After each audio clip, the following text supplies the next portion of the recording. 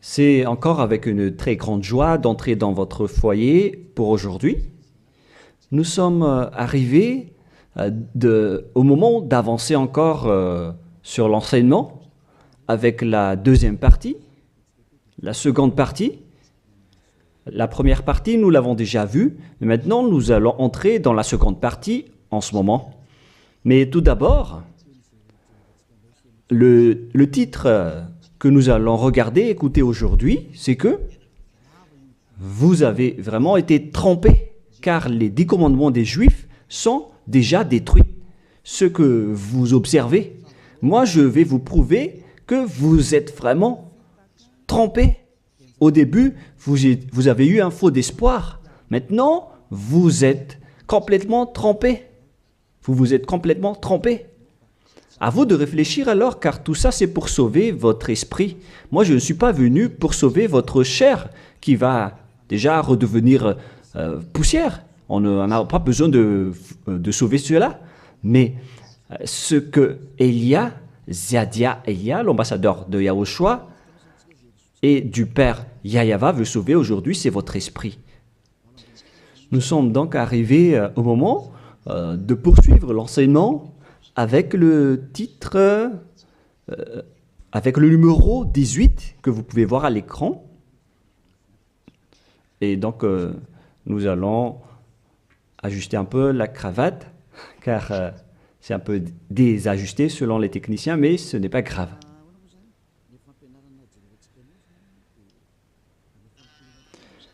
Et donc, l'enseignement que nous allons voir aujourd'hui, tout d'abord, je vais faire un petit résumé dans un tableau de l'enseignement précédent et nous allons poursuivre en fonction de cela la parole. Là, nous voyons que les 10 commandements et les lois de Moshe ont une première règle, c'est-à-dire que c'est réservé uniquement aux enfants d'Israël, ou bien ZI, c'est-à-dire les enfants d'Israël. C'est réservé uniquement pour eux. Et deuxièmement, ils doivent être observés uniquement en territoire d'Israël, dans la terre d'Israël uniquement. Voilà donc les lois que nous avons vues autrefois. Et si vous avez bien suivi, voici donc le verset concerné pour ceci, c'est Exode 19,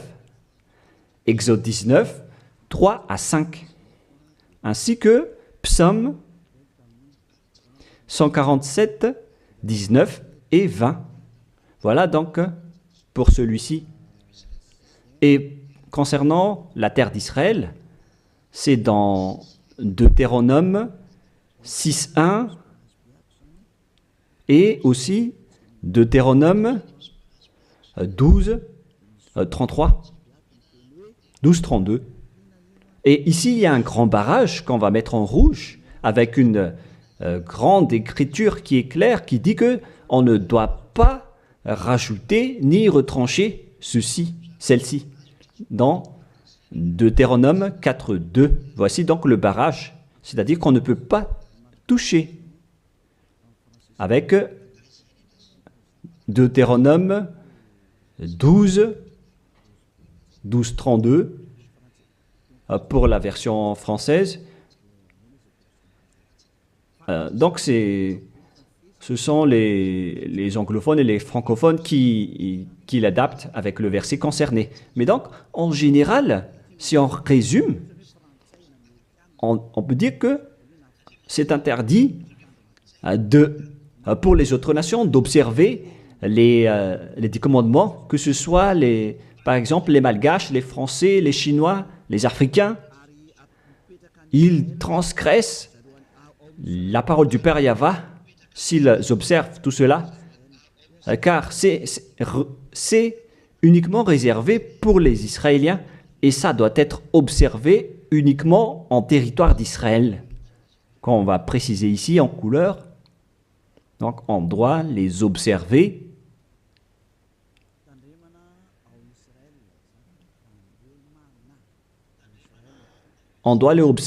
uniquement en Israël.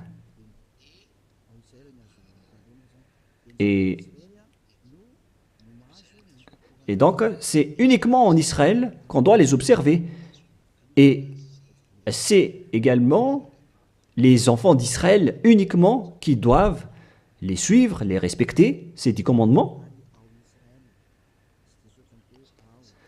Donc, les 10 commandements sont uniquement réservés aux enfants d'Israël et doivent être observés uniquement en Israël, c'est-à-dire à l'intérieur du territoire d'Israël.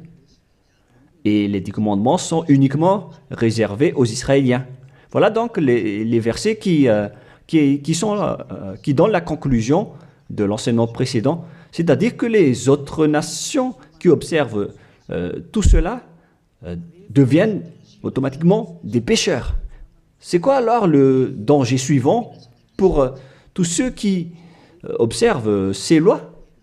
Voilà le prochain danger. Lorsqu'on a donné les 10 commandements et les lois de Moshe ont été attribués aux enfants d'Israël, ils les ont transformés en folie car ils savent que il y a l'expiation du péché dedans qu'on va voir tout à l'heure dans un autre livre de Deutéronome. Parce que il y a donc l'expiation du péché une fois chaque année à travers cela et ils les ont profité. Alors, ils en profitent de ce moment pour faire du mal. Et après, ils se rapprochent de ce moment pour l'expiation une fois chaque année. C'est-à-dire que les enfants d'Israël ont fait du mal et ils attendent l'expiation qui se passe une fois chaque année pour faire le sacerdoce avec les sacrifices de béliers, de boucs et de taureaux pour l'expiation de leurs péchés. Et le Père Yahva les pardonne vraiment, hein. Il les libère vraiment une fois chaque année. Et c'est ça qu'ils ont profité pour faire du mal. Et après, ils courent pour offrir les sacrifices pour être ôtés de leurs péchés. Ils ont vraiment profité de la situation. Ce ne sont que des profiteurs. Ils ont tellement profité de cette expiation de leurs péchés.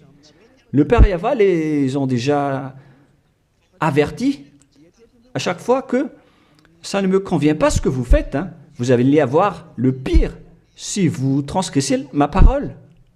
Ce n'est pas que je vais toujours vous pardonner vos péchés. Si vous me trahissez, alors ça va être un danger pour vous.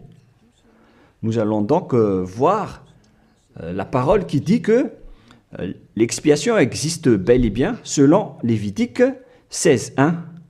Donc, à partir du chapitre 16, nous allons lire ensemble. À partir du verset 3. Lévitique 16:3. Voici de quelle manière Aaron entrera dans le sanctuaire. Il prendra un jeune taureau pour le sacrifice d'expiation et un bélier pour l'holocauste. Voilà donc ce que je vous ai dit à propos du sacerdoce. Ils offrent donc des sacrifices d'expiation et un bélier pour l'holocauste et un taureau pour le sacrifice. Et nous allons encore continuer car il y a encore une suite. Voilà donc le bélier, verset 5. Lévitique 16:5. Il recevra de l'assemblée des enfants d'Israël 2 boucs pour le sacrifice d'expiation et un bélier pour l'holocauste. Donc le sujet du bélier revient encore en tant qu'holocauste.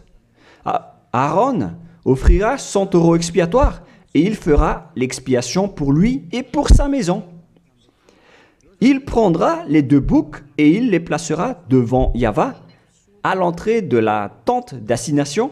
Voilà donc les sujets d'expiation des péchés des enfants d'Israël que font les grands sacrificateurs. Aaron jettera le sort sur les 2 boucs, un sort pour Yahva et un sort pour Azazel. Et il y a encore une grande suite de protocoles que nous n'allons pas lire. Mais nous allons sauter vers la fin en voyant que il y a l'expiation des péchés. Voilà. Donc nous allons lire le verset 29 jusqu'à la dernière partie. C'est ici pour vous une loi perpétuelle. Au 7e mois, le 10e jour du mois, vous humilierez vos âmes. Voilà. Voilà ce qui est dit ici. En même temps, on ajuste ce qu'on peut faire, ce qu'on peut ajuster. Donc, vous humilierez vos âmes. Vous ne ferez aucun ouvrage, ni indigène, ni l'étranger, qui séjourne au milieu de vous, car en ce jour, on fera l'expiation pour vous, afin de vous purifier. Vous serez purifiés de tous vos péchés devant Yahva. Voilà donc l'expiation qui se fait une fois chaque année. L'expiation sera faite car ce sera pour vous un sabbat, un jour de repos, et l'expiation sera faite par les sacrificateurs qui a reçu l'onction, etc. Et après, verset 34, ce sera pour vous une loi perpétuelle. Il se fera une fois chaque année l'expiation pour les enfants d'Israël à cause de leurs péchés. Ici donc, la parole précise bien qu'il existe l'expiation des péchés une fois chaque année. Si vous suivez bien donc l'enseignement. Donc, l'expiation du péché pour les enfants d'Israël existe bel et bien, et ça se fait une fois chaque année, selon donc ce que cette parole dit.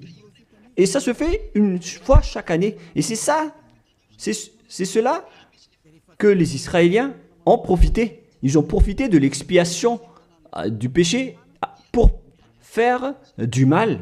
Et après le mal qu'ils ont fait, ils font semblant d'offrir les sacrifices. Les enfants d'Israël, c'est vraiment pire, mais c'est la réalité. C'est vraiment un pire danger qu'ils ont fait en profitant de ce Dieu d'Abraham. C'est tellement mauvais. Et c'est à cause de ce sujet que le Père Yahva a dit que les sacrifices ne lui conviennent plus. C'est-à-dire, l'expiation du péché ne lui convient plus. Ici, donc, on voit que c'est un pire danger d'observer les 10 commandements et les lois de Moshe jusqu'au paiement des dîmes.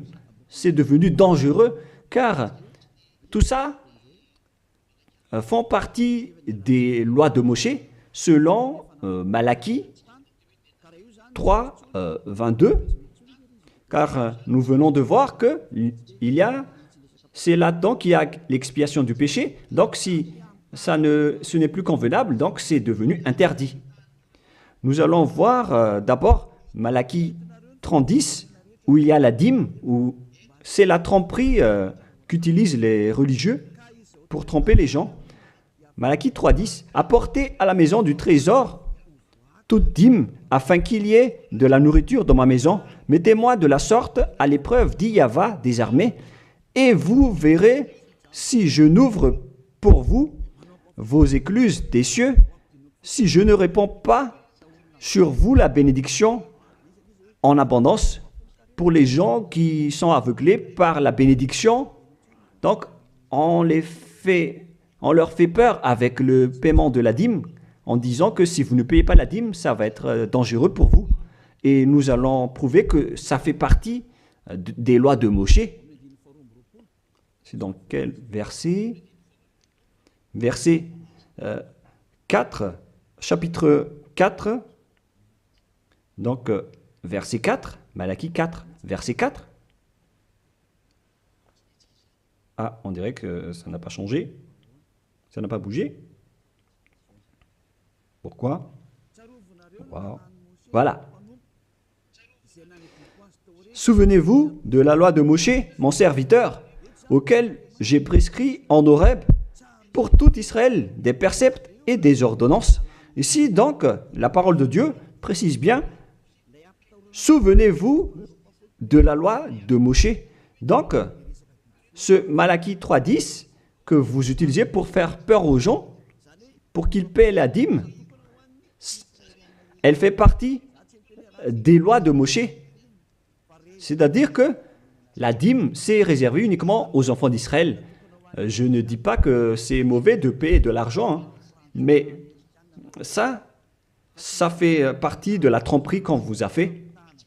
La dîme est réservée pour les Israéliens, non pas pour les Français, les Américains ou les Anglais, mais ce n'est pas une bénédiction de Dieu à ce sujet.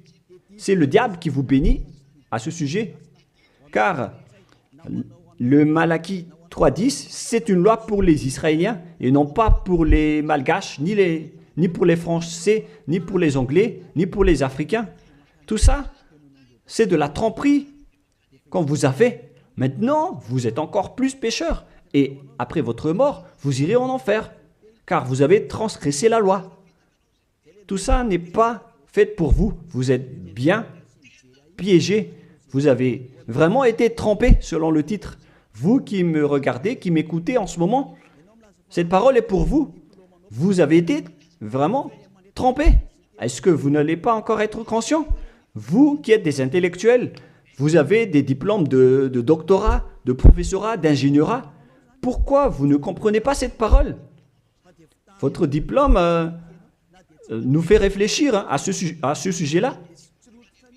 Cette parole, pourquoi vous ne la comprenez pas? Vous êtes fait tromper par les religieux. C'est la preuve que vous n'êtes pas dans la vraie religion, mais vous avez juste une fierté déplacée. Alors, si vous ne voulez pas écouter, alors tant pis pour vous, mais pour ceux qui cherchent vraiment le Créateur, le Dieu d'Abraham, alors écoutez cette parole et suivez Élia. Nous ne sauvons pas votre chair qui va redevenir poussière, mais ce qu'on doit sauver, c'est votre esprit. Alors, on vous appelle, tournez-vous vers Yahushua, suivez Élia, car moi je vais vous ramener chez Yahushua, le fils du Très-Haut, le fils du Père Yahva qui m'a envoyé. Nous irons ensemble là-bas, si vous voulez, mais si vous ne voulez pas, alors restez là où vous êtes et assumez les conséquences pour les arrogants et les dénigreurs, parce qu'on verra la suite après. Hein. Qu'est-ce que le Père Yahva a dit alors? Il a dit que tout ce que vous faites ne me convient plus, notamment les sacrifices, les holocaustes de taureaux ou de béliers. J'en ai marre de tout cela. À partir du moment où le Père Yahva a dit cela, c'est-à-dire, ça veut dire qu'on ne doit plus observer les 10 commandements et les lois de Moshe. Pourquoi? Car c'est même l'expiation du péché qu'il n'en veut plus à travers les sacrifices. Donc, si il a interdit l'expiation du péché, à quoi bon alors d'encore observer les 10 commandements? Car si vous observez les 10 commandements, c'est que vous allez encore observer des lois avec lesquelles il a été dit que vos expiations avec l'alliance des 10 commandements et des lois de Moshe doivent être faites par le sacerdoce, c'est-à-dire qui repose sur le sacerdoce. Maintenant, nous allons revenir à notre schéma de tout à l'heure. Voilà donc les 10 commandements et les lois de Moshe. Oh, c'est devenu trop gras. Voilà. Voilà donc les 10 commandements et les lois de Moshe qui sont dans un seul livre. Les 10 commandements plus les lois de Moshe. LM veut dire loi de Moshe. LMH. Voilà les 10 commandements et les lois de Moshe qui se trouvent dans un seul livre qui a été écrit par Moshe selon Exode. Exode. Oh. Attendez un peu. Selon Exode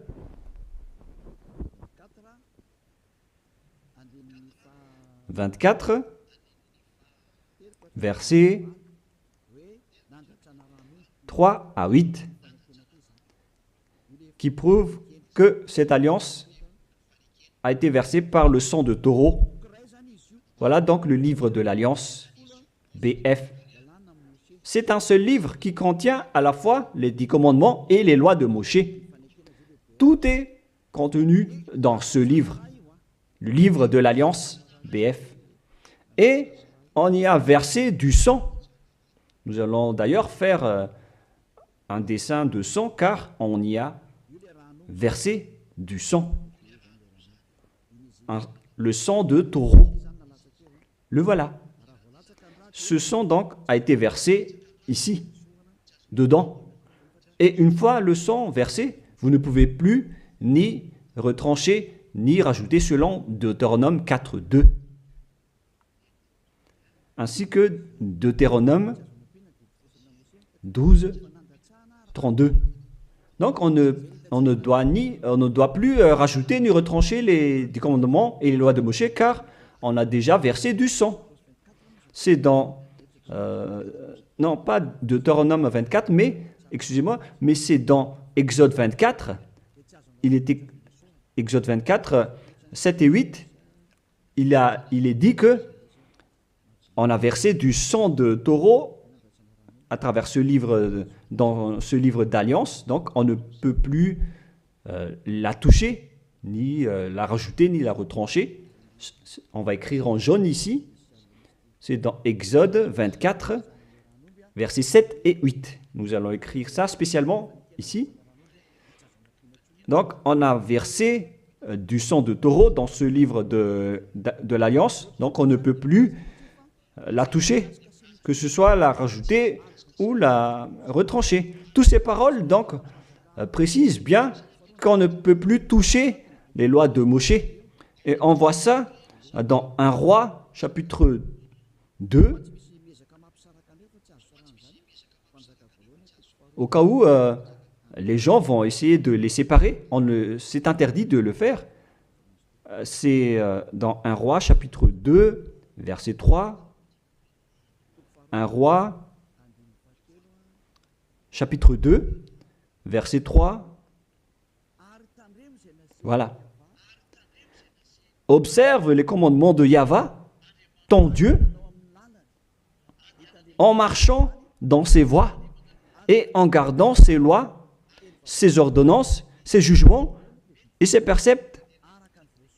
On parle ici des 10 commandements en tant que préceptes, selon ce qui est écrit dans la loi de Moshe, afin que tu réussisses dans tout ce que tu feras.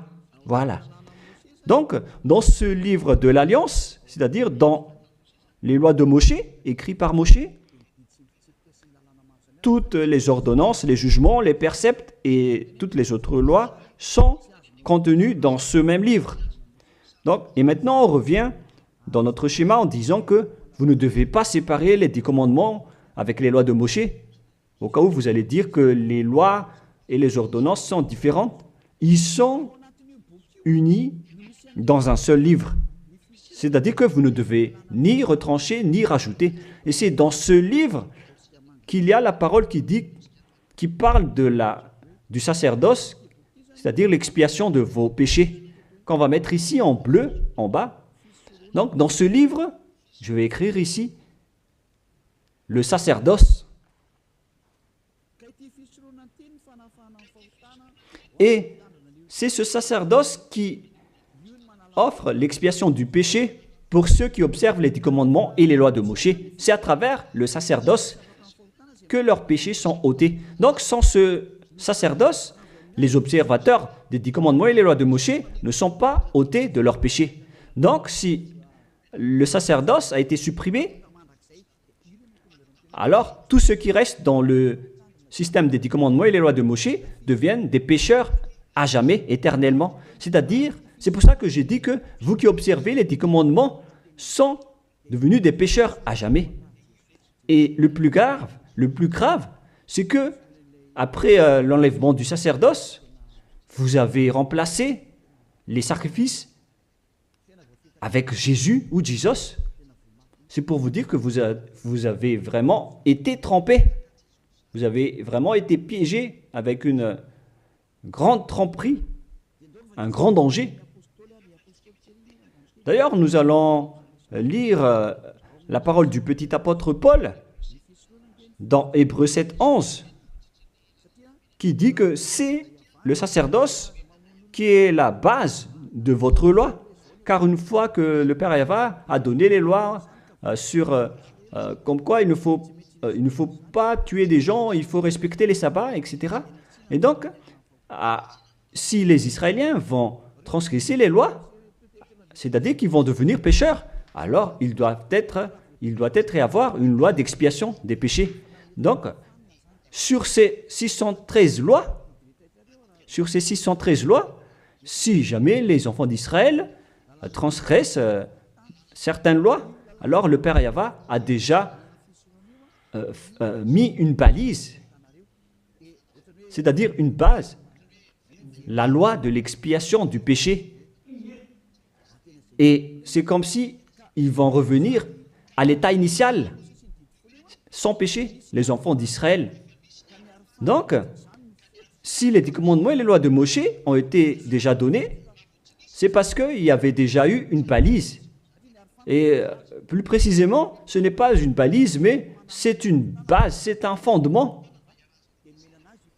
Car il ne le protège pas comme une balise, mais c'est la base de l'expiation du péché des enfants d'Israël donnée par le Père Yahva. Donc, sans cette loi d'expiation du péché, les 10 commandements et les lois de péché ne sont pas valables, car ils vont toujours rester pécheurs sans le sacerdoce. C'est-à-dire que on n'a pas encore donné les 10 commandements et les lois de Moshe sans instaurer la loi de l'expiation du péché.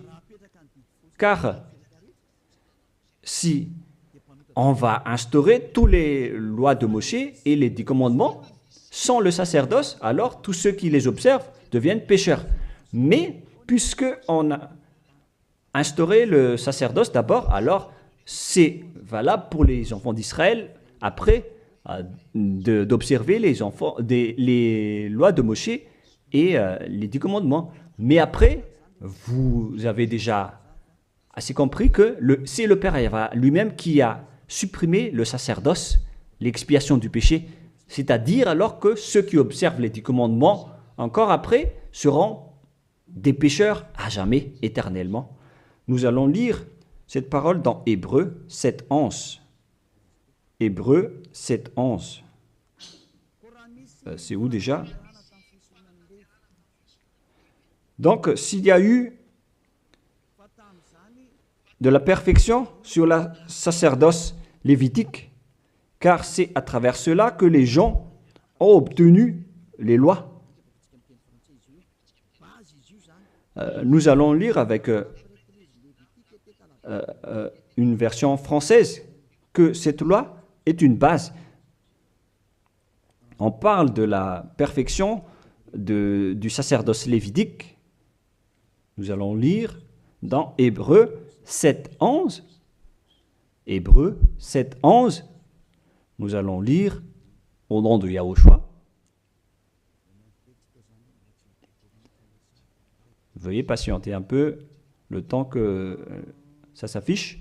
Il y a un retard de connexion. Ah, voilà. Si donc la perfection avait été possible par le sacerdoce lévitique, car c'est sur ce sacerdoce que repose la loi donnée au peuple. C'est-à-dire, c'est à travers ce sacerdoce, c'est-à-dire les sacrifices, c'est sur ce sacerdoce alors que repose la loi donnée aux Israéliens. C'est donc une base, ce sacerdoce. La parole précise donc que toutes les lois données aux Israéliens se reposent sur le sacerdoce, c'est-à-dire que c'est la base. Dans l'Alliance biblique universelle, on dit que c'est le sacerdoce qui est la base de toutes les lois d'Israël. Là, on vient de lire avec la Bible catholique, en démontrant que la base des 10 commandements et les lois de Moshe, c'est le sacerdoce lévitique. On revient alors maintenant avec notre schéma. Donc, si on a enlevé alors ce sacerdoce, est-ce que les 10 commandements et les lois de Moshe peuvent être encore valides et valables? Si c'est le cas, alors c'est de la folie, car en même temps, cette base est à la fois aussi l'expiation du péché, comme avec la maison. Si le fondement s'écroule, alors la maison tout entière s'écroule également. Donc, si le sacerdoce a été supprimé, alors tous les enfants d'Israël qui observent encore les 10 commandements et les lois de Moshe vont devenir des pécheurs éternellement. Et les pécheurs n'iront jamais au ciel des cieux. Vous voyez maintenant que c'est vraiment un grand danger d'observer les 10 commandements, car tout ça est déjà détruit. Voilà, maintenant je vais vous donner cette parole qui prouve cela, que tout a déjà été détruit. Dans Ésaïe chapitre 1, Ésaïe chapitre 1,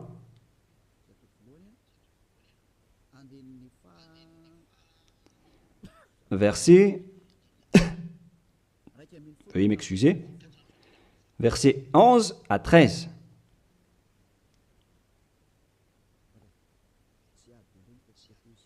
Ah, je suis entré dans Ésaïe chapitre 2, mais c'est dans Ésaïe chapitre 1, versets 11 à 13.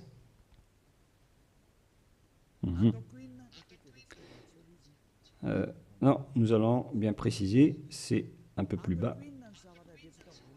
Voilà. Qu'ai-je à faire de la multitude de vos sacrifices, dit Yahva? Je suis rassasié des holocaustes de béliers et de la graisse de veau. Je ne prends point plaisir au sang de taureaux, de brebis et de boucs. Quand vous venez vous présenter devant moi, qui vous demande de souiller mes parvis,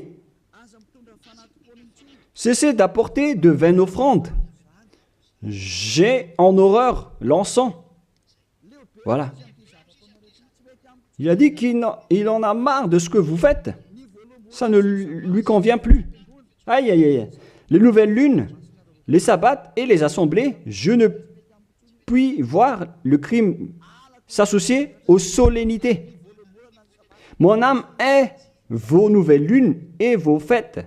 J'en ai plus besoin, selon le Père Yahva. Jusqu'au sacrifice, il n'en a plus besoin. C'est-à-dire que la religion est détruite. En ce qui concerne les 10 commandements et les lois de Moshe, il n'accepte plus le sacerdoce, c'est-à-dire l'expiation du péché. Les nouvelles lunes et les sabbats ne lui conviennent plus. C'est vraiment devenu insupportable pour lui. Car vos crimes, c'est devenu un crime pour le Père Yahva.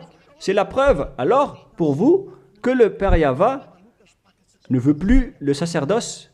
Alors, tous ceux qui observent encore les 10 commandements et le sacerdoce provoquent la colère de ce Dieu d'Abraham.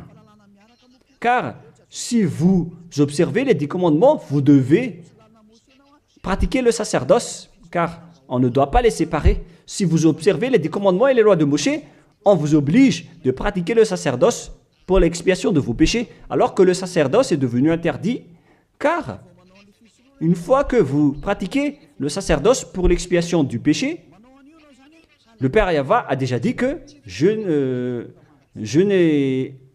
les aime plus. Alors que si vous le faites encore, vous transgressez. Si vous ne le faites pas, vous allez transgresser la loi, car il ne faut ni retrancher ni rajouter. Alors vous êtes obligé de le faire. Mais si vous allez le faire, le Père Yahva l'a déjà précisé que ça ne lui convient plus. Je vous ai déjà donné cette parole tout à l'heure. Et si vous ne la pratiquez pas, vous n'êtes pas non plus ôté de vos péchés. Alors qu'est-ce que vous allez faire? C'est toute une histoire. Hein. Le schéma est vraiment dangereux à ce sujet. Et donc, face à tout ce que nous venons de dire, donc, Si vous allez encore pratiquer le sacerdoce, le Père Yahva a déjà dit qu'il déteste cela. Et si vous ne pratiquez pas le sacerdoce, c'est-à-dire alors que vous allez rester pécheur éternellement, vous n'allez pas être ôté de vos péchés. Et si vous ne le faites pas, alors que le Père Yahva dit que si vous le faites encore, vous allez transgresser la loi et vous allez être détesté par le Père Yahva. Et d'ailleurs, tout ça, c'est dans un seul livre qu'on ne doit ni retrancher ni rajouter. Donc, si vous ne le faites pas, vous êtes coupable devant le Père Yahva. Vous voyez bien que tout ça, ce n'est plus possible à faire. Nous allons encore voir la parole suivante avant Psaume. Donc, nous allons voir dans Jérémie 6.20. Jérémie 6.20. Toutes mes excuses. Jérémie 6, verset 20. Qu'ai-je besoin de l'encens qui vient de Sheba, du rousseau aromatique d'un pays lointain? Vos holocaustes ne me plaisent point, et vos sacrifices ne me sont point agréables. Ça ne lui convient plus. Il ne les aime plus. Donc, si vous faites encore le sacerdoce, qui est la base, si le fondement s'écroule, alors ça veut dire que les 10 commandements et les lois de Moshe sont détruites. C'est pourquoi je vous ai dit que tout ça, c'est déjà détruit par le Père Yahva, le Dieu d'Abraham lui-même. Mais c'est le faux Dieu que vous adorez qui dit que ce n'est pas détruit. Parce que lui, c'est le diable. Mais le Dieu d'Abraham, il l'a déjà détruit.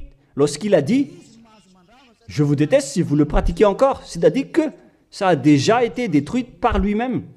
C'est lui-même qui l'a détruit. C'est-à-dire que vous ne devez plus les pratiquer. Car lorsqu'il a supprimé le sacerdoce, c'est-à-dire que tous ceux qui observent encore ces lois deviennent des pécheurs éternellement. Et même si vous ne les pratiquez pas, vous transgressez la loi. Vous voyez vraiment le côté dangereux de ce système. C'est devenu interdit. C'est devenu pratiquement impossible de les pratiquer. Nous allons encore voir la parole suivante, d'après ce que j'ai dit. Nous allons lire le livre de Ésaïe 66.3. Donc nous allons voir ensemble Ésaïe 66.3. Ce qui est dit ici, c'est encore plus pire. La parole est tellement dure. Ésaïe 66.3. Celui qui immole un bœuf est comme celui qui tuerait un homme. Celui qui sacrifie un agneau, je répète, celui qui immole un bœuf est comme celui qui tuerait un homme. On parle ici des sacrifices de taureau, de bœuf. Celui qui sacrifie un agneau est comme celui qui romprait la nuque à un chien. Donc, si vous allez offrir un agneau comme offrande, comme dans le Lévitique 16, c'est comme si vous rompez la nuque à un chien. Celui qui présente une offrande est comme celui qui répandrait du sang de porc. Celui qui brûle de l'encens est comme celui qui adorait des idoles. Oh mon Dieu! C'est vraiment un pire danger. Celui qui brûle de l'encens est comme celui qui adorait des idoles. C'est-à-dire que le sacerdoce est devenu complètement interdit. Car Dieu va vous comparer comme des assassins. C'est comme si vous rompez la nuque à un chien, c'est comme si vous apportez du sang de porc comme offrande. Le porc qui était vraiment un tabou pour les Israéliens. Tout ça prouve que vous ne devez plus observer les 10 commandements, car le Père Yahva lui-même a déjà supprimé le sacerdoce qui est supposé enlever le péché. Il l'a bloqué. Alors que si vous observez les 10 commandements, vous devez aussi pratiquer le sacerdoce. Si vous ne pratiquez pas le sacerdoce, vous allez entrer en guerre avec le Père Yahva car vous transgressez sa loi. C'est-à-dire que si vous observez les 10 commandements, vous êtes obligé de pratiquer le sacerdoce. Et si vous pratiquez le sacerdoce, alors, à ce moment-là, c'est le sacerdoce qui est l'expiation de vos péchés. C'est à travers le sacerdoce qu'on peut ôter vos péchés. Donc, si vous observez les 10 commandements, vous êtes obligé de le pratiquer car c'est collé avec les 10 commandements. Alors que le Père Yahva lui-même a interdit de pratiquer le sacerdoce. Alors, si vous observez encore les 10 commandements sans pratiquer le sacerdoce, alors vous transgressez la loi. Et si vous allez encore pratiquer le sacerdoce, le Père Yahva a déjà précisé que ça ne lui convient plus. Alors que si vous ne le faites pas, vous transgressez la loi. C'est vraiment donc un grand danger pour ceux qui observent les 10 commandements. Car s'ils vont pratiquer le sacerdoce, ils vont entrer en guerre avec le Père Yahva. S'ils ne vont pas le pratiquer, alors ils vont être des transgresseurs de la loi. C'est vraiment un grand danger pour eux. Mais les chefs religieux, qui sont des sorcières, qu'est-ce qu'ils ont fait après avoir vu tout ce schéma? Voilà ce que les religieux ont fait. Ils ont accepté d'enlever le sacerdoce, mais ils l'ont remplacé par Jésus en observant toujours les 10 commandements.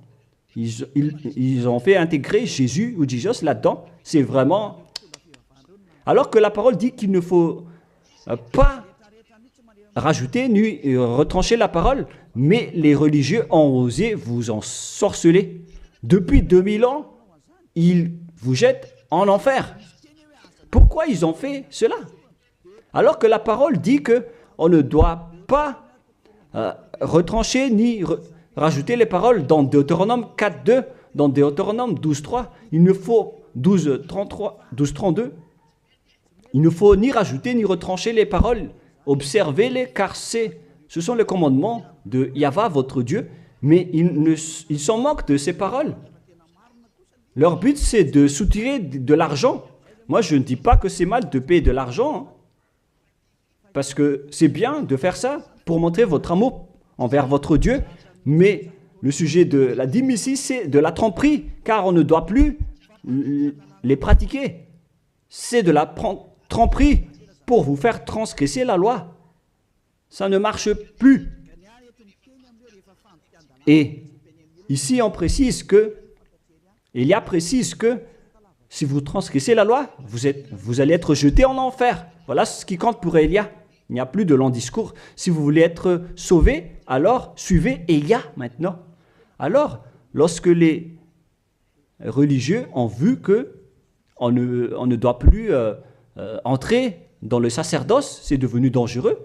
Et ce qu'ils ont fait, c'est qu'ils ont intégré Jésus à la place du sacerdoce. Alors que la parole dit que lorsqu'une alliance est bien faite, en bonne forme, on ne doit plus y toucher. Nous allons lire cette parole. En plus de la parole, dans les 10 commandements et les lois de Moïse, qu'il ne faut pas rajouter ni retrancher les paroles. Et dans le Nouveau Testament aussi, dans la parole des apôtres, il est dit que lorsqu'une alliance est bien faite, avec une bonne forme, on ne peut plus y toucher. C'est-à-dire, on ne peut plus intégrer le faux Dieu ou le sang d'un humain à la place de ceux des animaux. Cela prouve que c'est vraiment le diable qui vous a ensorcelé, vous les humains. Levez-vous. Pour ceux qui osent dire que ce n'est pas de la transgression de la loi. C'est dans Deutéronome 12, 32. Il est précisé qu'on ne doit pas rajouter ni retrancher cette parole. Et dans le Nouveau Testament des apôtres de Yahushua, il est dit qu'une alliance qui est en bonne forme ne doit plus être touchée.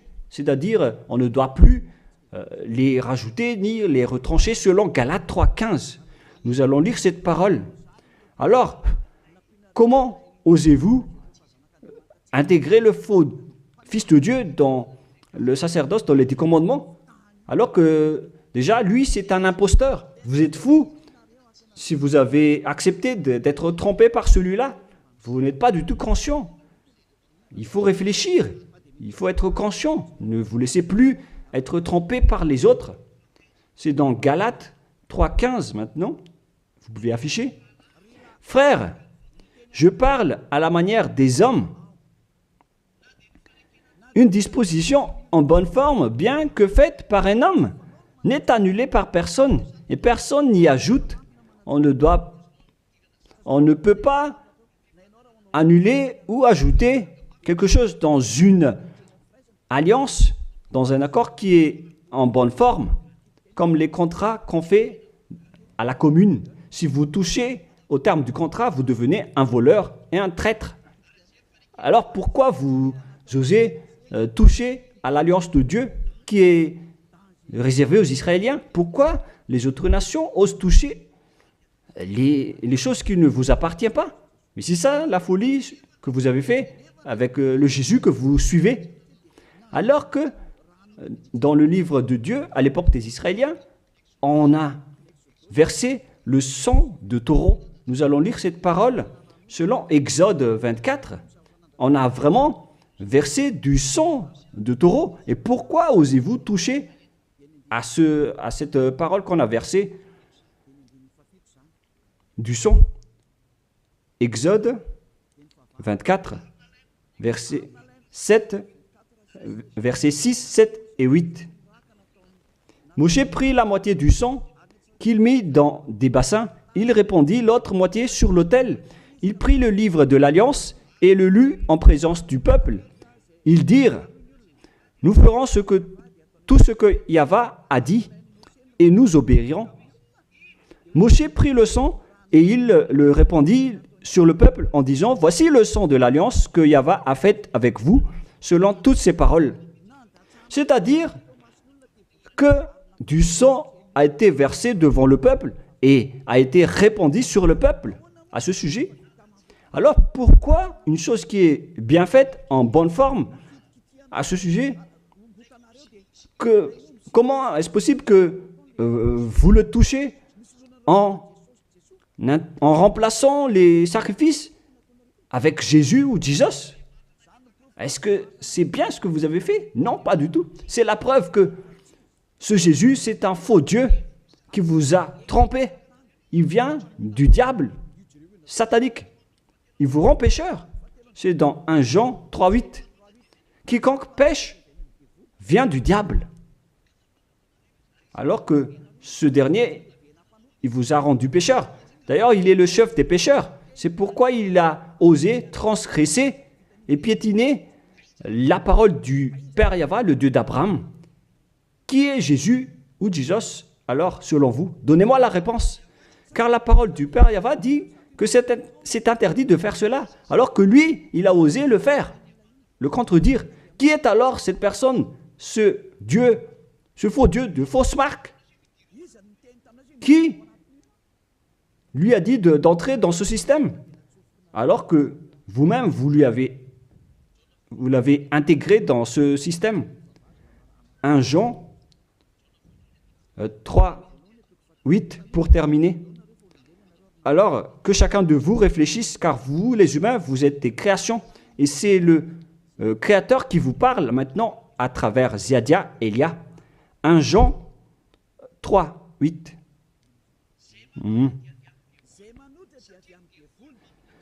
Celui qui pêche est du diable, car le diable pêche dès le commencement. Voilà. Et Jésus ou Jesus, il a commis un péché ou pas? Il a bien commis un péché, ce sale Jésus ou Jesus, car c'est lui qui a pris la place des animaux, des béliers, des taureaux, des boucs. Donc il est devenu Jésus taureau, Jésus bouc et Jésus bélier. Il a pris leur place. En même temps, il a transgressé la loi, il a fait faire du n'importe quoi aux gens et il contredit le Père Yahvé, le Dieu d'Abraham. Vous, ceux qui suivent ce Jésus, vous ne suivez pas du tout le Dieu d'Abraham, vous le contredisez, vous le contrez, c'est ça la vérité. Alors réfléchissez. Alors, c'est normal que vous allez être frappé par le danger. Vous êtes fous si vous allez encore suivre ce Jésus qui vient du diable. Il vient du diable car c'est un impie. C'est l'impie qui va être éliminé par le souffle de la bouche de Yahushua. Dans 2 Thessaloniens, chapitre 2, versets 8 et 9. Et alors paraîtra l'impie que Yahushua, Seigneur, détruira par le souffle de sa bouche et qu'il anéantira par l'éclat de son avènement. L'apparition de cet impie se fera par la puissance de Satan, avec toutes sortes de miracles, de signes et de prodiges mensongers. C'est ce que Jésus et Jesus fait en ce moment. Alors que ce Jésus, qu'il prêche à travers les miracles, il transgresse la parole de Dieu d'Abraham qui a dit que vous ne devez plus pratiquer le sacerdoce. C'est devenu un schéma interdit.